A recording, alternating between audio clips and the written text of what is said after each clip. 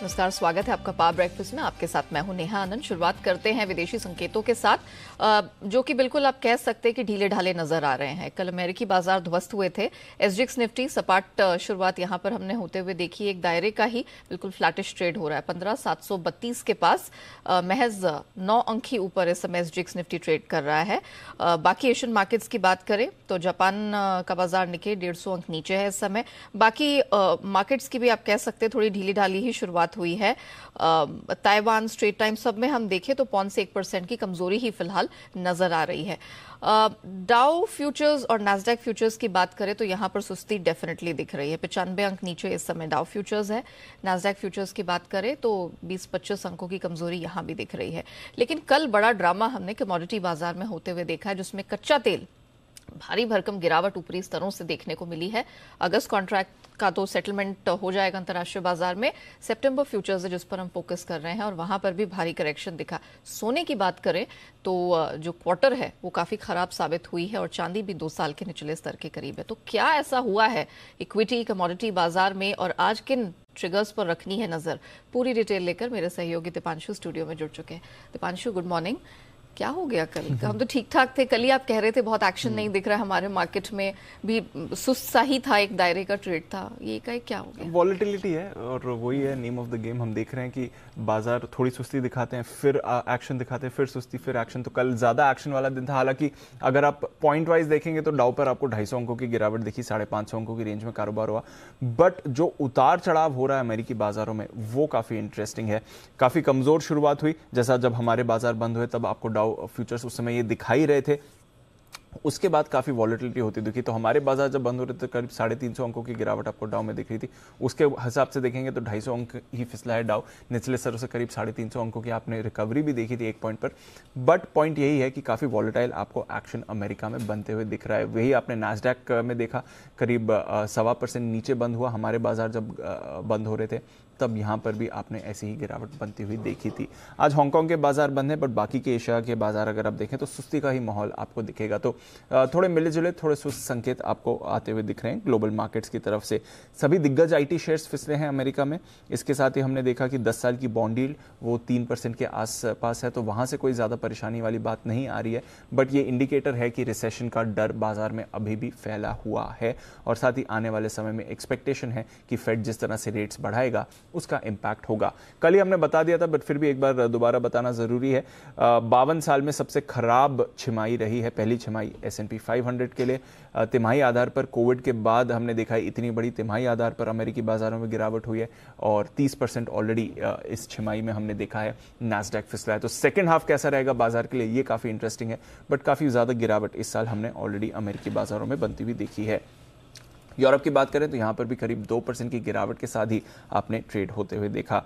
Commodities जहां पर आप कह रही हैं बड़ा फोकस है, कल शाम भारी पिटाई हुई है अक्रॉस कमोडिटीज।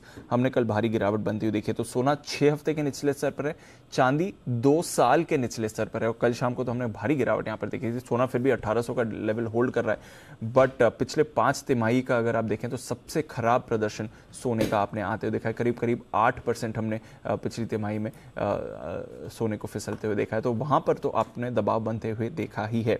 इसके साथ ही कच्चे तेल पर, जैसे आप बता रही थी, 109 पर अब आपको आ गया है। ब्रेंट ट्रेड करते हुए दिख रहा है। यहां पर काफी बड़ी परेशानी होती हुई दिखी। कल शाम हमने वीकनेस देखी। ओपेक की 2 दिवसीय बैठक थी, वहां से कुछ ऐसा बड़ा निकल कर नहीं आए कमेंट्री के लिहाज से। जो उन्होंने प्रीवियस बैठक में ही करीब 6.5 लाख बैरल बढ़ाने का निर्णय लिया था, उसी पर वो कायम है। तो आउटपुट बढ़ रहा है, बट और नहीं बढ़ेगा, उतना ही बढ़ रहा है जितना इन्होंने लास्ट मीटिंग में डिसाइड किया था। नेचुरल गैस में देखिए कल कितना भारी उतार चढ़ाव हुआ है। 3 महीने के निचले स्तर से थोड़ी रिकवरी आ रही है, बट कल शाम हमने देखा कई सारे कॉन्ट्रैक्ट्स में आपने भारी गिरावट बनती हुई देखी थी। इसके साथ ही अगर आप देखें बेस मेटल्स, यहां पर तो कोहराम मचा हुआ है। जिंक 7 महीने के निचले स्तर पर, एल्यूमिनियम 1 साल के निचले स्तर पर, कॉपर 17 महीने के निचले स्तर पर, निकल में $1000 से ज्यादा की आपने गिरावट देखी। तो अक्रॉस बेस मेटल्स कल आपने भारी गिरावट बनती हुई देखी। देखते हैं इस पर बाजार कैसा आपको रिएक्शन देते हैं। एग्री कमोडिटीज में भी सुस्ती थी, वहां से अब थोड़ी रिकवरी आती हुई दिख रही है, but across asset classes specially commodities भारी गिरावट है। एंड ऑफ कोर्स छिमाही आधार पर तो हमने देख ही लिया है कि ग्लोबल बाजारों के लिए काफी खराब एक्शन वाला first half of the year रहा है। बिल्कुल। तो चाहे इक्विटी हो चाहे कमोडिटी बाजार, यहाँ पर काफी खराब प्रदर्शन अगर प्राइस पॉइंट ऑफ व्यू से देखा जाए तो काफी खराब प्रदर्शन डेफिनेटली देखने को मिला है। शुक्रिया दीपांशु हमारे साथ जुड़ने के लिए, ग्लोबल अपडेट रखने के लिए। इससे पहले कि हम आगे बढ़े, देख लेते हैं कि कल संस्थागत निवेशकों की तरफ से प्रदर्शन किस प्रकार का देखने को मिला है। तो डेफिनेटली कैश स्पेस में हमने देखा है कि विदेशी संस्थागत निवेशकों की बिकवाली पर कुछ रोक जरूर लगी है। कल हमने ट्रिपल डिजिट नंबर्स देखे थे, आज 1138 करोड़ के आसपास की बिकवाली का फिगर सामने आया है। ये जो गुरुवार के आंकड़े हैं बिकवाली, उसके फिगर्स हैं। डीआईआईस का भरोसा फिर भी कायम है, 1378 करोड़ की यहाँ खरीद देखने को मिली। एंड वंस अगेन आप एफएनओ स्पेस में देखें, स्टॉक फ्यूचर्स, इंडेक्स फ्यूचर्स, यहाँ पर भी एफआईआईस का भरोसा कायम है, 9158 करोड़ की खरीद देखने को मिली है। तो जिस प्रकार के संकेत देखने को मिले हैं और कल जो पूरे मार्केट ने झटका फेस किया है, उसके बाद आज हमारे मार्केट में क्या रणनीति अपनाकर चलनी है, नई छमाही की शुरुआत है तो क्या ट्रेडिंग रेंज फॉलो करनी है, इस पर बात करने के लिए जी बिजनेस के मैनेजिंग एडिटर अनिल सिंह भी हमारे साथ जुड़ चुके हैं।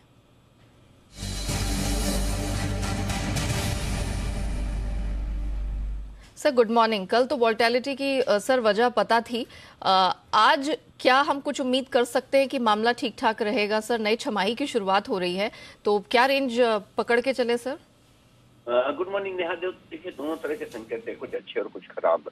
अमेरिकी बाजारों में कमजोरी हुई लेकिन उम्मीद के मुताबिक कमजोरी रही। भारतीय बाजारों के कल बंद होने के बाद हम उतने ही कमजोर थे डाउ फ्यूचर्स पर, तो उस लिहाज से ठीक है, कमजोरी का अंदाजा है। थोड़ा बहुत डाउ फ्यूचर्स नीचे तो उसका असर पड़ेगा, लेकिन इसके साथ साथ एक अच्छा संकेत जो ग्लोबल मार्केट से आता दिखा है वो कच्चे तेल में तेज गिरावट। $116 था कल भारतीय बाजारों से बंद होने के वक्त और अब $110 $109 की रेंज में, तो ये हमारे काम की चीज है और उसका फायदा मिलेगा। दूसरी ओर हमारे बाजारों की बात करें तो कल हम फिर से 15,800 के आसपास थोड़ा सा नीचे बंद जरूर हुए, लेकिन कल थोड़ा एक्सपायरी का एडजस्टमेंट था जिसकी वजह से हल्की शॉर्ट कवरिंग और खरीदारी भी थी, तो वो आज आपके लिए नहीं है।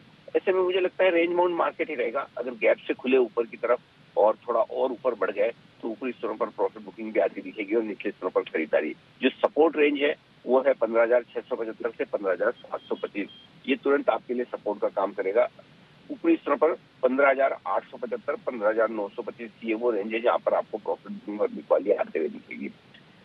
इस रेंज के किसी एक और बाहर निकलने पर ही बड़े मूव की आप उम्मीद कर सकते हैं। बैंक निफ्टी का जहां तक सवाल है, सपोर्ट बहुत ही नजदीक है।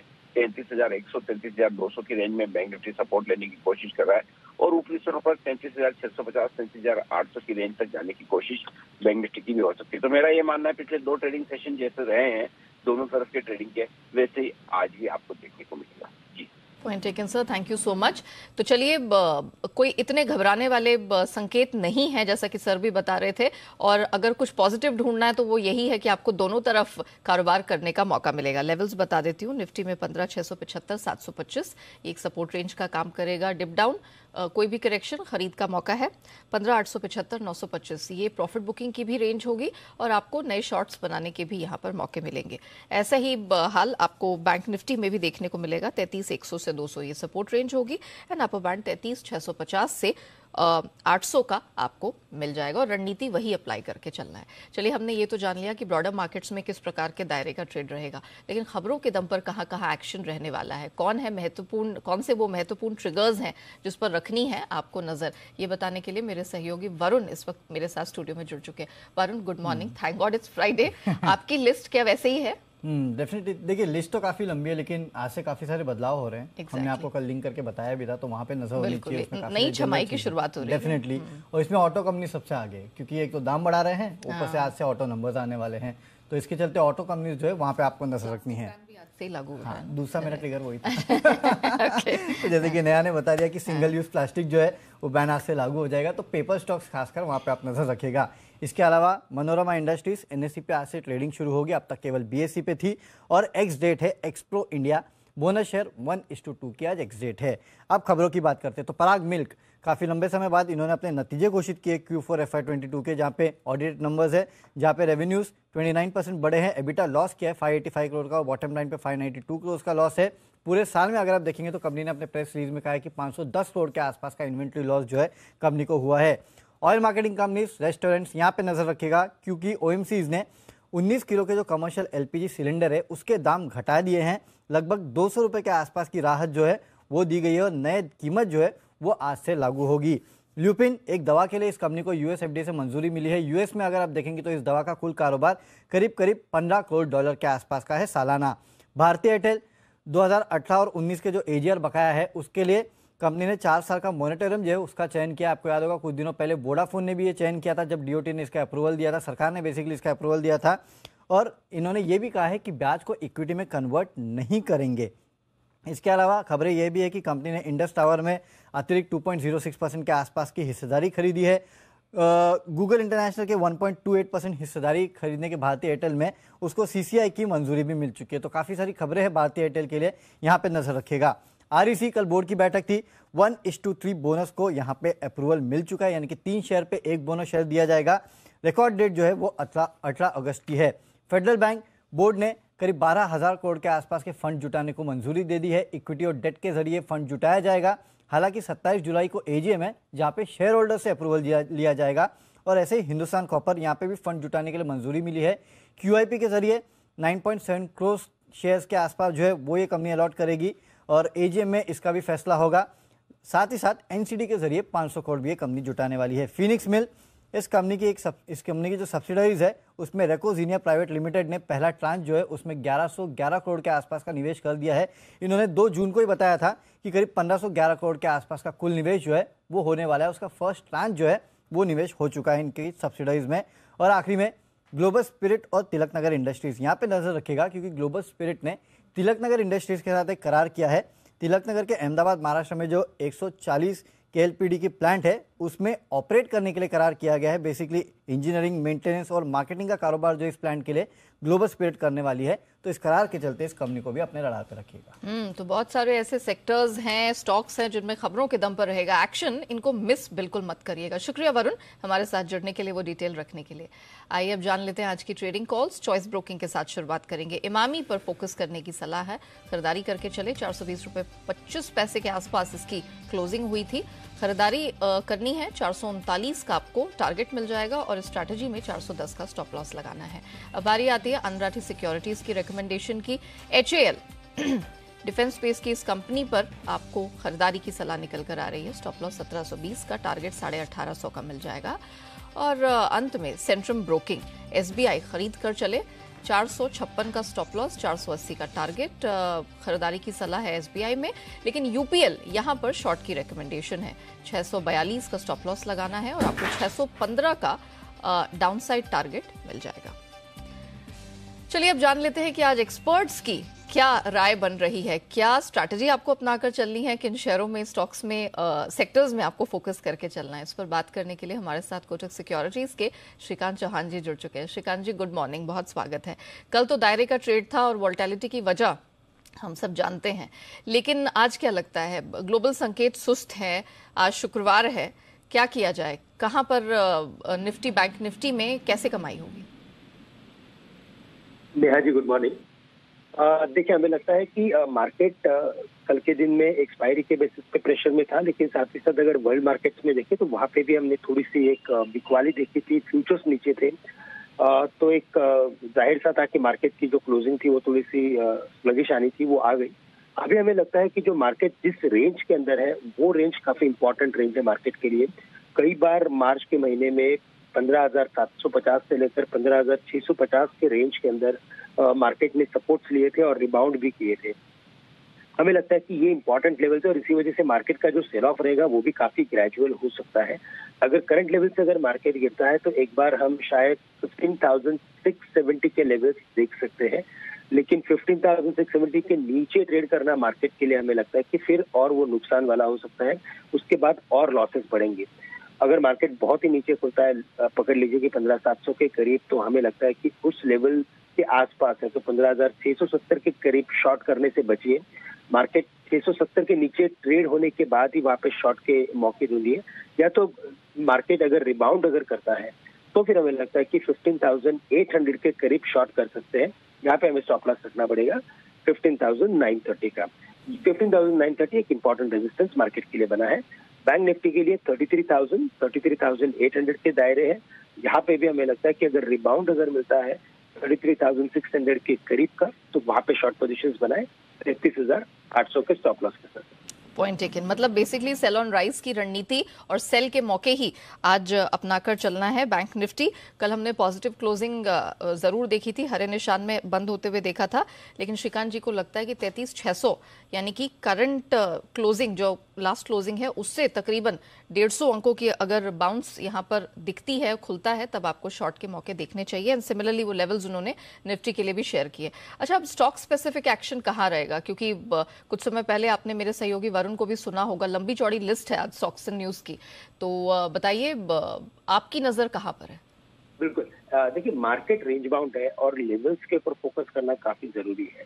अगर इन लेवल्स के बाहर अगर यानी कि ऊपरी तरफ अगर चला जाता है मार्केट, तो उतने ही जोर से मार्केट बढ़ेंगे, क्योंकि मार्केट एक नाइट पोजीशंस के साथ कैरी फॉरवर्ड हुआ है।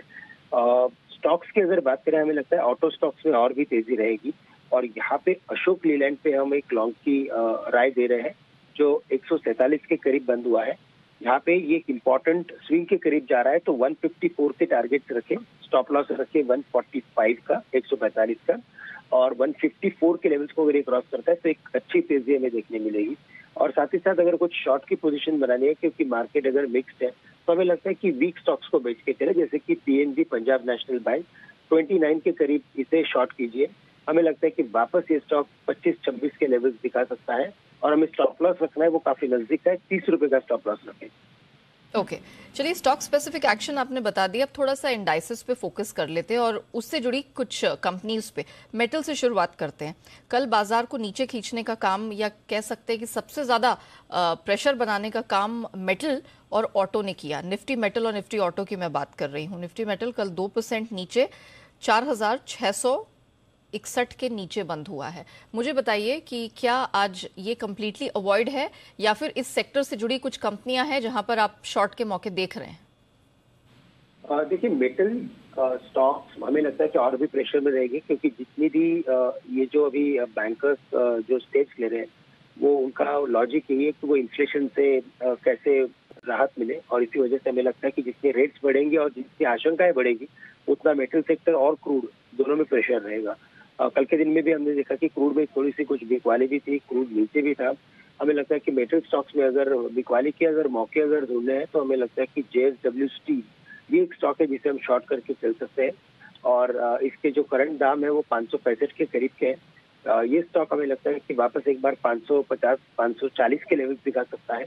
और अगर ऑटो स्टॉक्स की अगर बात करनी है, तो यहाँ पे जैसे मैंने अशोक लीलैंड की बात की, उसके बाद हमें लगता है कि टाटा मोटर्स ये स्टॉक है जिसके ऊपर कुछ लॉन्ग की पोजीशंस बनाई जा सकती है। और नो डाउट कि स्टॉक थोड़ा सा वीक है, नहीं चल रहा है क्योंकि यूरोप में दिक्कतें हैं, लेकिन हमें लगता है कि अगर एक मीडियम टर्म का व्यू लेते हैं, तो एवरी डिक्लाइन इसे खरीद के चले, इसमें अच्छे कमाई के मौके मिल सकते हैं। Point taken Shrikant ji, thank you so much हमारे साथ जुड़ने के लिए, बताने के लिए कि इक्विटी स्पेस में आज कहां कमाई के मौके मिलेंगे, क्या रणनीति अपनानी है, ऑफ कोर्स किन पर फोकस करना और किन्हें अवॉइड करना है। Thank you so much. चलिए इक्विटी के बाद अब बारी आती है कमोडिटी बाजार की। समझ लेते हैं कि यहाँ क्या रणनीति अपनानी है, क्योंकि कल तो भारी भरकम एक्शन यहाँ देखने को मिला है। स्ट्रैटेजीज बताने के लिए एसएमसी ग्लोबल की वंदना भारती अब हमारे साथ जुड़ चुकी हैं। वंदना, गुड मॉर्निंग। मुझे इनफैक्ट आज समझ नहीं आ रहा है कि मैं किस कमोडिटी से शुरुआत करूं, लेकिन फिर भी सोने चांदी के साथ शुरुआत करते। बहुत समय तक दायरे में फंसे रहने के बाद प्रेशर आया है, लग रहा था कि 1820 नीचे नहीं टूटेगा सोने में, कल उसके नीचे भी ट्रेड हुआ और अब हम देख रहे हैं, मुझे तो डाउट है कि 1800 भी डिफेंड कर पाएगा। मुझे बताइए सोने और चांदी क्या किया जाए आज? जी गुड मॉर्निंग नेहा। मुझे लगता है कि अब यहाँ पे काफी लॉन्ग कंसोलिडेशन के बाद डाउनसाइड आ रही है यहाँ सोने में, और क्विक्स में $1780 ये मुझे लग रहा है कि नियर टर्म हमारा टारगेट होना चाहिए, क्योंकि $1820 को काफी दिन के बाद यहाँ पे ब्रीच किया है। और रही बात डॉलर इंडेक्स की, तो वहाँ से मुझे लग रहा है फिर से 105 की तरफ से आएगा, और हमारा नेक्स्ट फिगर ऑफकोर्स यहाँ पे सच के नीचे है, तो मेरे ख्याल से गोल्ड और सिल्वर दोनों के यहाँ एक बेरिश इम्पैक्ट देगा। ये दूसरी चीज ये है नेहा कि काफी पॉजिटिव डेटा आया था चाइना इकोनॉमिक फ्रंट पे, पहली बार PMI काफी महीनों बाद से ऊपर आया, फिर मार्केट पॉजिटिवली रेट नहीं किया, और बेस मेटल से हमने एक बेयरिश सिग्नल्स आते हुए यहाँ पे देखे हैं। तो मेरे ख्याल से यहाँ पे क्वांटिटीज में थोड़ा सा जो करेक्शन फेज है ये यहाँ पे डीप हो सकता है। ओके, चलिए सोना तो बेचकर चलने की सलाह है, चांदी में क्या करें? 2 साल के लोज के पास ये भी है, तो आज हमें घरेलू बाजार में भी तैयार रहना चाहिए वीकनेस के लिए। रुपया भले ही रिकॉर्ड निचले स्तर पर हो, लेकिन इसका कोई फायदा मिलता नहीं दिख रहा है। जी नहीं ना, रुपये की कमजोरी ने बहुत ज्यादा डिफेक्ट नहीं किया है यहाँ पे गोल्ड को, उसके बाद भी यहाँ पे कमजोरी आती हुई दिखी है। और चांदी का जो था ये शार्प था, गोल्ड रेशियो यहाँ पे पुअर हुआ है और मेरे ख्याल से अभी थोड़ी सी जो गिरावट और है ना, ये यहाँ पे बनी रहेगी। 58,200 से 58,000 ये एक बढ़िया जोन रहेगा जहाँ चांदी जा सकती है और वहां से हो सकता है कि थोड़ा सा हम कंसोलिडेशन आता हुआ देख सकते हैं। सिमिलरली मुझे लगता है नेहा, गोल्ड में भी यहाँ पे एक बार 49,500 के जो लेवल्स थोड़ा सा अगर हम शॉर्ट जाए तो वो देखने को यहाँ पे मिलेगा। कभी करेक्शन बुलियन काउंटर में कंटिन्यू रहना चाहिए। ओके, तो सेलिंग प्रेशर जारी रहने वाला है सोने चांदी दोनों में। मेटल्स की अब बात कर लेते हैं क्योंकि मेटल्स कल फिर से पिटते हुए दिखाई दिए हैं। अक्रॉस द बोर्ड हमने प्रेशर देखा है। यूएस कॉपर 17 महीने के लोस पर चला गया है। जिंक, एल्यूमिनियम, निकल सब में हमने भारी भरकम गिरावट देखी है।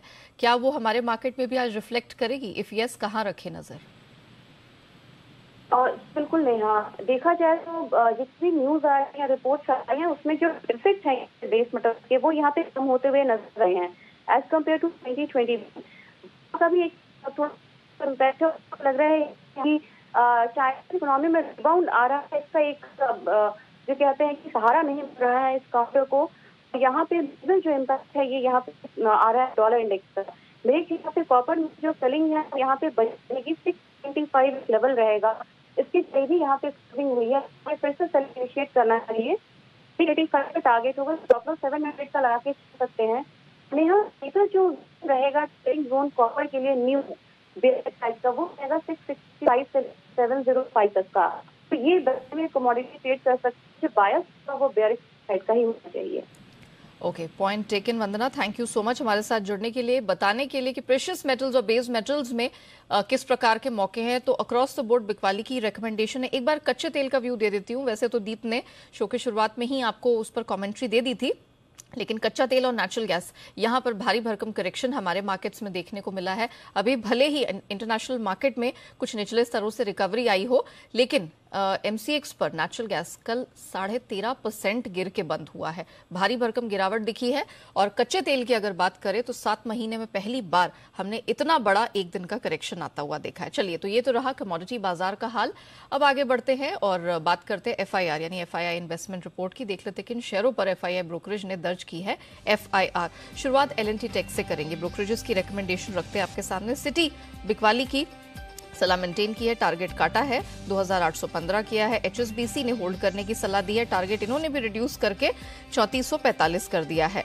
रिलायंस पर क्रेडिट स्विस की न्यूट्रल स्टैंड बरकरार रखा है, टारगेट 2510 का है। इन्फोसिस पर रिकमेंडेशंस रख देते हैं ब्रोकरेजेस की। क्रेडिट स्विस आउट परफॉर्म का स्टैंड लेकर चल रहे हैं, टारगेट 2050 का है। नोमुरा खरीदारी की सलाह, टारगेट 1720। सिटी की भी खरीद की सलाह है, टारगेट हालांकि काटा है, 1740 कर दिया है। एचएसबीसी खरीदारी की सलाह दे रहे हैं, टारगेट इन्होंने भी रिड्यूस किया है, 1800 अब कर दिया है। टीसीएस पर क्रेडिट स्विस के आउट परफॉर्म की रेटिंग है, 4350 का टारगेट है। नोमुरा ने थोड़ा स्टैंड अपना रिड्यूस किया है, इस पे टारगेट 2950 का है। सिटी ने सेल की रिकमेंडेशन दी है, टारगेट काट कर 3130 किया है। और एचएसबीसी अंत में होल्ड की सलाह है, टारगेट इन्होंने भी रिड्यूस किया है, अब 3570 का है नया टारगेट। इसी के साथ पावर ब्रेकफास्ट में इतना ही। मुझे दीजिए इजाजत, लेकिन बने रहिएगा जी बिजनेस के साथ। ब्रेक के बाद हम आपके लिए लेकर आएंगे ट्रेडर्स डायरी, जहां आपको मिलेंगे आज के लिए 20 दमदार ट्रेडिंग आइडियाज।